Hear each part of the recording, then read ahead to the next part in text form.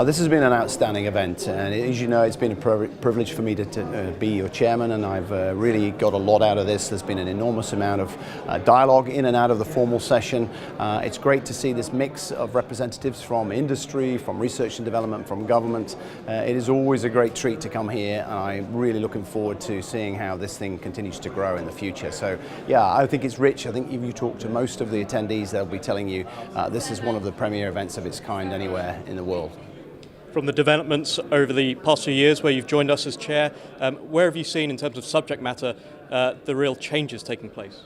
I mean, the real changes have been not so much in the sensor technology, but also in terms of how you use the data that comes from those sensors. So processing, exploitation, and dissemination, PED, is a big theme this year. We've seen that really develop in terms of optimizing the use of these sensors and optimizing the use of the data that they provide, how we optimize that, how we integrate that, how we share that. So a theme for this year has been this PED.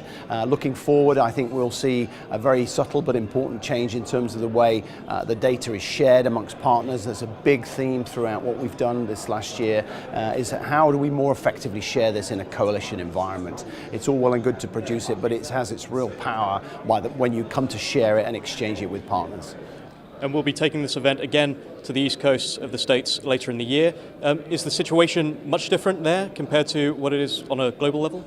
I think we all recognize that the US are obviously one of the most significant providers of ISR capability in the world, and it's certainly in terms of their contribution, it's enormous. So it's very important for us to be aware of their input, both on the technology level, but also processes and procedures. And we've seen a very important shift in terms of the US approach to integrating their ISR challenges with partners, with coalition endeavors. So this is particularly important to have a very strong US presence in these forums, industry representatives, government, research and development, academia. This gives us the power. So I think the US event is a nice sort of sister-brother relationship with the one we have going on here in London, and I look forward to seeing the output from that particular conference.